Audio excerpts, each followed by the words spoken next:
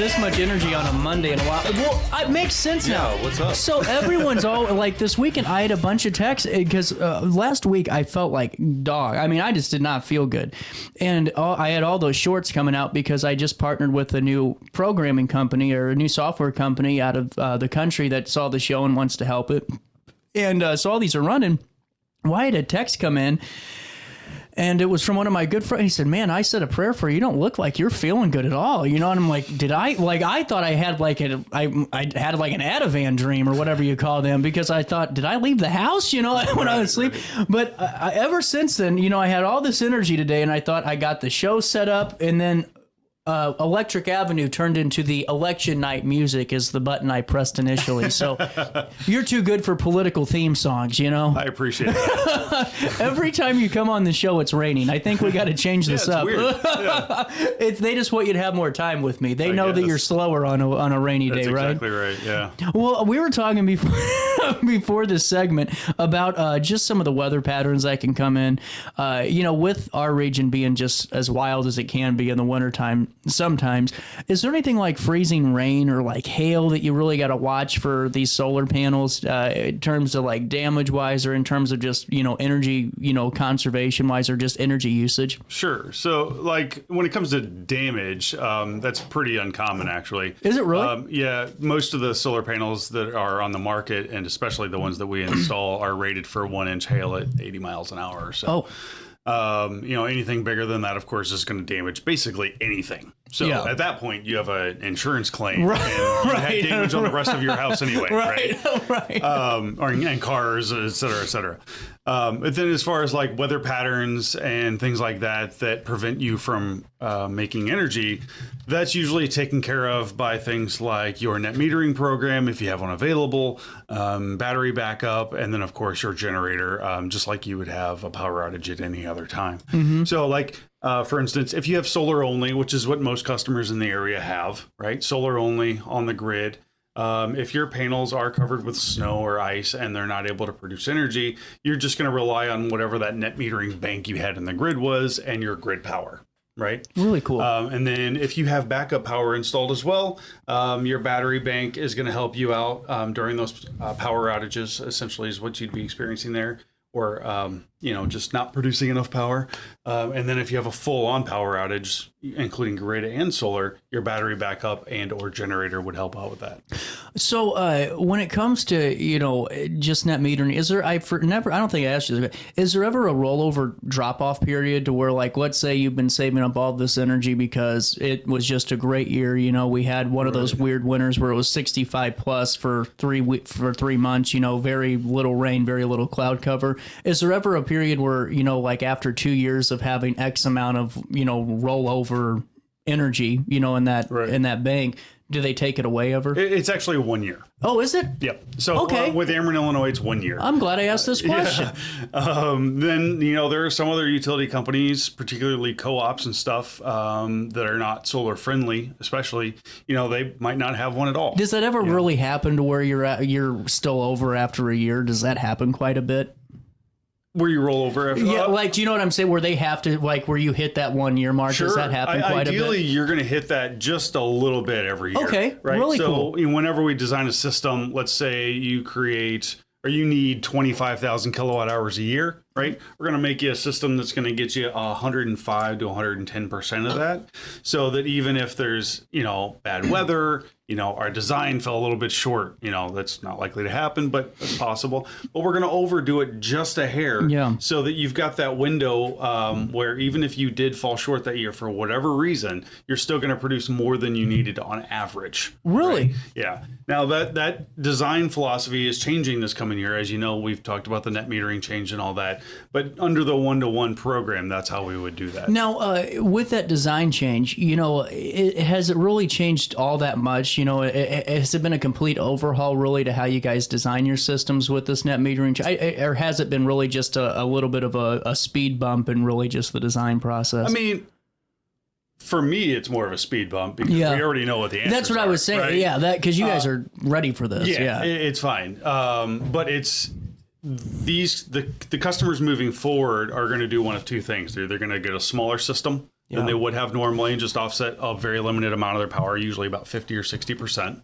And then the other customers are going to go full on, and they're going to do, the big system with the battery backup. When you guys were encountering this, because you saw this coming and you were prepared, it didn't seem like it really even bothered you guys too much, because it seemed like your system design always had that option for battery backup. Sure. Like you guys were prepared for that. These utility companies already exist. You know what I'm saying? Yeah. It didn't seem like it was that big of a deal. So like the big deal is that Ameren is the biggest utility company in our area.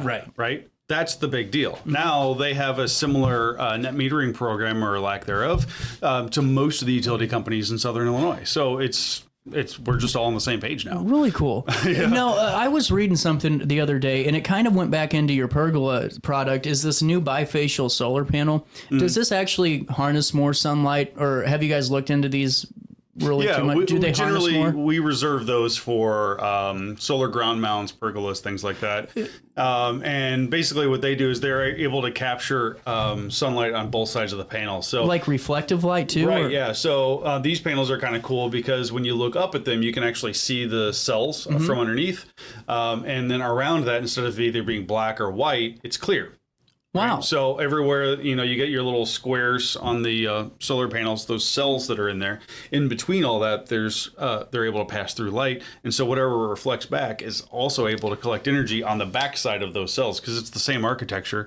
Now they're using extra real estate that was already there. So do you ever foresee, because I drove by, it's one of those things you just kind of have your blinders on, and I didn't realize the massive solar farm that's on Albee Street. I mean, that thing's pretty damn big for our area. Do you ever see it becoming more, because there was a lady coming on that came into the North Alton Godfrey meeting from a solar company that did a really big farm on Albee as well, and they were talking about this kind of like, not really, I don't really want to call it sharing, but it was like a co-op thing between the people that were a part of the community farm. Solar. Yeah. Is that going to be coming more and more in play, or do you foresee any changes coming? Because my vision of this is like, well, why doesn't a neighborhood that has an HOA just buy solar, and that's just part of their deal? It's actually the perfect idea for HOA. Right, that's kind of what my thought was. While being in the solar industry, we've had a tenuous relationship with HOA.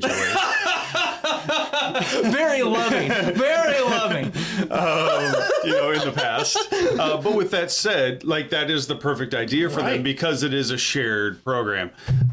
Ultimately, that's not, when you think about idealism or whatever, that's not my perfect goal, because my job is to get people to be more independent of the grid. And so that kind of just, it doesn't... Now, we can do that for community solar as well, things like that. Yeah. But our main focus is the independent. You'd rather have everyone have their own. Yeah, exactly. Now, with that said, that's not possible for everyone. Sometimes you have condominiums. Right. Sometimes you have a community, even in an HOA, let's say they don't care about solar at all, and you can do whatever you want, but it's an older HOA and their trees are 100 feet tall. Yep. Right? Well, but they have this field off in the distance, and the whole community could get solar there. That is the perfect opportunity for something and that's exactly what I thought of. So it's not good for everybody, right? We know that. Because, obviously, I think the end goal for me, if I had the choice, would be having my own system, personally. Yeah. But if my thought immediate was like, SIUE and all of these college campuses that have these massive dormitories, it's like, hell,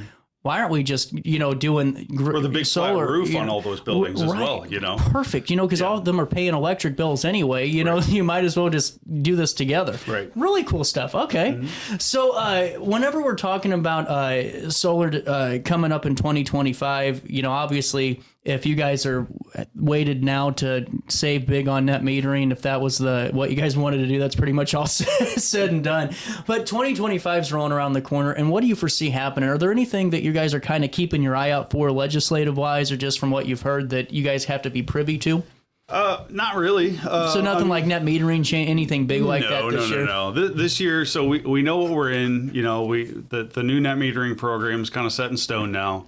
And like I said, it's not a huge change. We're used to dealing with that with other utility companies. So we designed the system that we would have designed for these other utility companies. We now have to design for Ameren.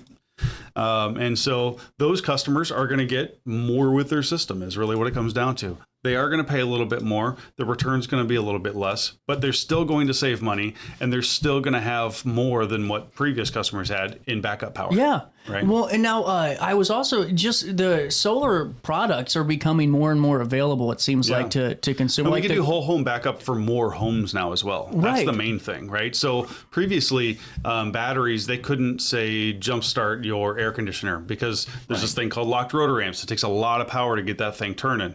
Well, most of these new batteries, even on the low end, they can jumpstart 118 locked rotor amps.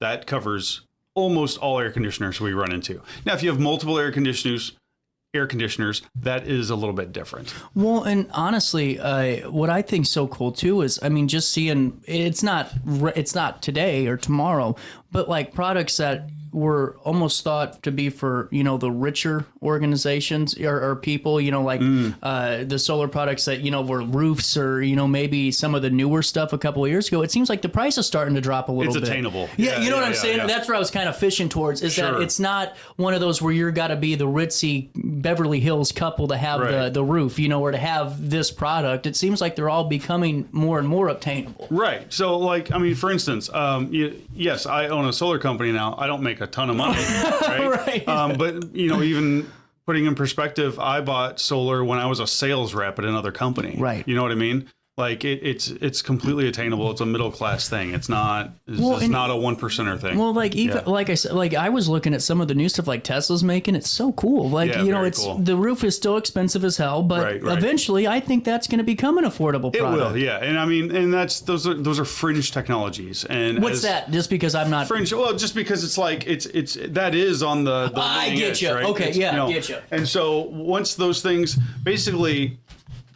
Things like the Tesla roof, you know, then you're going to have cheap knockoffs. Yeah. Right. And then out of those cheap knockoffs, eventually they're going to be some good quality products. Right? I mean, that's just the way it goes. So, yes, that is going to be a very common occurrence in the future. You know, and even like Ryan was saying too, like with the cars now, like some of the electric vehicles that could actually like power your house if it's plugged. Like some of the two-way is really cool. Mm-hmm. You got a moment to stick around? Vehicle to grid, yes, yeah. We're going to take a quick break. We'll come back with Jason, have some more fun with Grid Solar right after this on RiverBender.com. Get over here and Roku TV.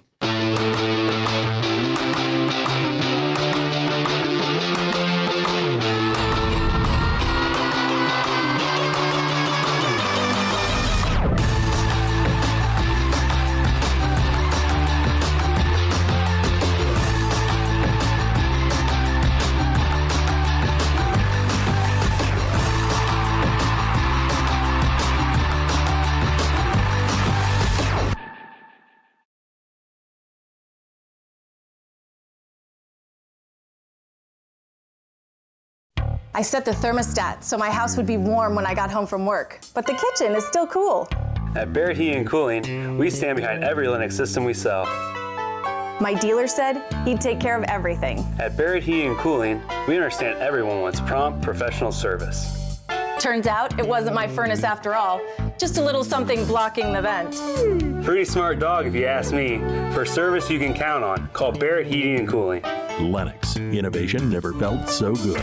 Macias Insurance Agency, providing quality products with extremely competitive prices. As an independent provider, we source multiple companies to offer the best rates possible, covering auto, home, business, and life insurance. Our goal is to provide quality service that meets and exceeds customer expectations. You can rest easy knowing the Macias team is working round the clock to ensure that both you and the most important parts of your life are covered. Our qualified professionals make the insurance process easy so you can live carefree and focus on what matters most. Visit MaciasInsuranceAgency.com today to find out what our team can do for you. I had an amazing experience with Dr. Haug and her team.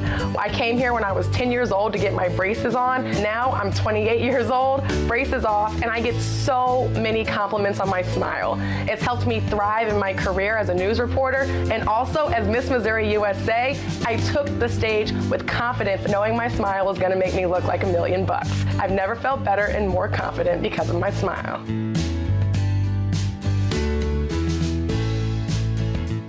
You won't find a better health club than Nautilus Fitness Center. More cardio, more free weights and equipment, more classes, a swimming pool, and more.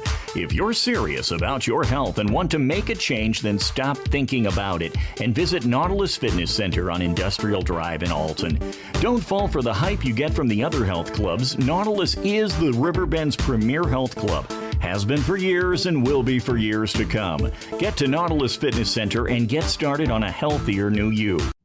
You're listening to Our Daily Show with CJ Nasello on RiverBender.com. Ain't got no melody. I'm gonna sing it to my I'm still mad at myself for this damn Electric Avenue thing. Like, I don't think I'm ever going to I was so proud. Like, I was in here today. I felt good. Get the point. Losing my voice it's a Monday already. after all, you know. It's something. You know, it's never a case of the Mondays when Grid Solar's on your house because you never have to worry about the crew. You know what I'm saying? Because we've all had people work on our homes. Yep. And the other day I had Charter come over, and the guy was wonderful. They did the Governor Pritzker surprised everybody by doing a press conference, and John was out of town, and so it's like, hey, go do this press conference. I'm like, shit, you know, I got to go. And I had a Charter guy. Yeah. Well, I forgot about the Charter guy, and he called me. He goes, hey, man, I'm at your house. I'm like, oh, give me about 15 minutes. That turned into 45, and the guy stayed and waited for me and got. I very, very thankful. He was a very good guy. But you know, I sat there, and my family has a sewer company, and I told him, I go, man, I am so sorry for hovering over you like this. Like, I hated when people stare at you when you're doing your job. You know, do you ever have like a helicopter client or anyone like that? Like, how does the crew kind of manage that? Because we're all nosy and we want to see the process of the build. That is part of it too, because what we install is actually fun, really cool. It's cool. Yeah. And so, yes, it happens a lot. But in all honesty, it's usually, you know, the male in the house that just and you know, talking about tools and what they used to do. And honestly, it's just fun because you got somebody to just hang out with. I have not had anybody who was like really. Like a Karen? Like they were leering. No, it's always super chilled. You know, like I told you over the summer, you know, we're always getting like free fruits and vegetables from people's gardens. You know what I mean? Honestly, we have a good job. It's a good job. We have great customers, and then like, you know, our installers, they're professional. It's just it's easy. And honestly, I feel like the nervousness for someone that's hovering, like for a team, it's only there if you're not experienced and you don't know what the hell you're doing. Right, because people can see through that pretty quick. You know, I might not be a carpenter, but I know when you split wood when you're putting boards on my house that things aren't looking too good. Right, you know, right. Everybody knows the sound of a slipping screw, right? Yeah, exactly. Right. Yeah, stripping out all the screw heads. We don't have any issues. No, do you have any unique projects you guys are looking to do coming up? Because you do pergolas, you do like some unique things, but like, is there one cool one? Actually, there is. Oh, that's funny. You should mention that. So we're. You know someone who is having a dock installed. Oh, yeah. It flooded. His damn pond flooded a couple of weeks ago. Yeah, he's having a dock installed, and so we're going to put some bifacial panels on his dock. Really? Floating dock? No, it's on piers. Oh, I get you. Okay. It's a pier dock. But yeah, it's going to have a pergola-style roof on it. We're going to install solar on that. So that what is that power? Interesting. That's going to power, I think, about 35% of his property, and it's just that one array. You know? Are you serious? Mm-hmm. That's what I meant earlier. I remember asking about pergolas, and my question was off because I thought of it at the time with the product, just because of how my brain works, is, oh, that would be great if you have like a pond or if you have like outdoor stuff. Oh, no, they make substantial power. That is, see, I didn't realize that. It's not going to necessarily like take you off grid or something. Right, but still. But it's going to take a good chunk of power out of your power bill. Well, and hell, 35% of your property doesn't mean 35% of your bill either. And his property is very substantial. Large, right? You know, so like if you were to put something like this on, say, a 2,200 square foot house, you would probably do closer to 50 or 60, depending on how much power they use in that house. But 50 or 60% of their power. So freaking interesting. Yeah, because I knew it was coming. But whenever you said that the first time, like I don't know why my mind was like, well, you know, I could get this because I could power my right. Just like one light bulb. Like I could put my automatic locks on this, you know? No. They could do much more than that. Yeah. They can power more than your damn pond. Okay. Yes. So getting into whenever you're going over bills and usage, is there like a cutoff to where like if usage is too what's too low of a usage for you guys to make an impact? Too low of a usage? Is there such a thing? I mean, we can always make an impact. The difference is, you know, we have to jump through basically the same hoops, right, with the same manpower and all that stuff. So once the system gets too small, the cost of benefit doesn't work out because the amount of time and effort and materials we have to invest in that might not make sense for the customer. That's what I was usually curious, like if your system is say like going to be 4 kilowatts or less, which is very small, you're probably not going to want to look at solar. Yeah. Right? Not one that's installed by us, because we'll do it for you. But just you're, won't you're work probably not going to save a lot of money on that. Makes sense. Right? Now, if you are looking at something where it's just an add-on to an existing system, there isn't nearly as much work to be done there because the main architecture of the system is already installed. Is there any red tape when it comes to adding on to a system? Like if someone has a system, let's say they jumped on solar early, they saw this and thought, that's great, or they have one from 2 or 3 years ago and they want to add on, what's the safe point of it's okay to add on to this system? If it's less than 5%. Okay. Yeah, the utility companies don't care. But if it's more than, I mean, you should still pull permits anyway. But if it's more than 5%, which is most upgrades, it's going to be more than 5%. No, I mean, in terms of after 10 years, you shouldn't really do much to your roof until you replace the roof. Sure. Is it like that for a system where if it's like over 15 years old, we need to just get a new system entirely? Or can you add on to a system that's 10, 12 years old? You can add on, but given the price and the technological advancements at that point, if you're in the market to add on to the system after 15 years, you're probably going to want to get a quote for both and see which one makes the most sense to you. Really cool. Right. So you might upgrade the whole system. It might cost less to upgrade the whole system than it would be to just add on to it with modern technology at that 15-year mark. But otherwise, like right now, we add on to systems all the time. We had one, but most of those systems that we add on to were only a few years old, and we're adding on because they changed something in their house. They got an electric car. They installed a hot tub, pool pumps, things like that. Man, hot tubs are energy drainers, man. Yeah. Jeez, I didn't realize what pools and hot tubs did to people. I mean, that is like crippling electric, It is definitely a luxury item. Yes, especially if it's heated by electricity. Oh, man. Well, do people still do heated drive? Can they do that with solar now? Can they heat driveways again? I mean, remember how people used to do that? They put like coils in their concrete. Right. Yeah. No, there's systems for that. I mean, we don't do any. You of that don't stuff, do any of that obviously. stuff. Okay. No. But those systems do exist. I know for sure. It's just not very common. Yeah. Not around here anyway. No. That's more of a northern thing. Yeah. Well, I mean, it's like you're going to use it 3 days out of the year. Right. Exactly.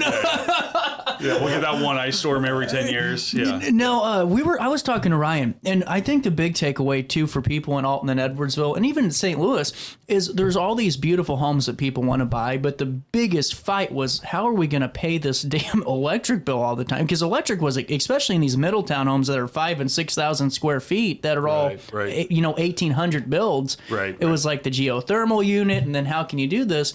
But think about it. I mean, this solar system really does make it easy to own a piece of truly historic in the landmark property. Yeah, especially and if you are in one of those areas and say you don't want solar panels like on the That's roof, what I was getting at. We do have. I would love to install them. We haven't been able to yet, but those solar roof tiles that we have, and they are.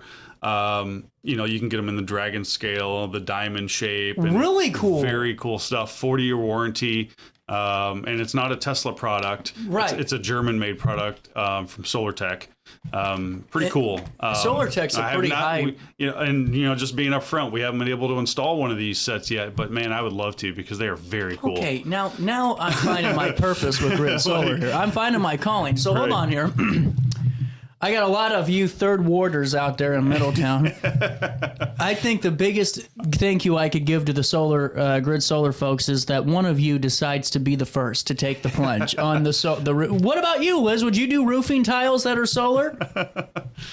Well, yeah, maybe. We'll get Liz, maybe. There we go. But one of you could do this. You could be the first. That'd be Grid sweet. Solar's first solar tiles. Yeah, that'd be awesome. Yeah, and there's all different shapes and colors and all that good stuff, which is perfect for those and it matches. historic communities. Yeah. Well, great. And that's what I think's really cool, man. We found a way we got through this together, Jason. Look at that, 10:36. Good Monday after all. And the reason Jason was not prepared with my electric bill is because I sent it to him about an hour and a half before the show today, and. So next time, but it is in the works now. The gears are moving. And we're going to get there. Jason, thanks so much for stopping by. I love what you guys are doing. All right, thanks. Take a quick break.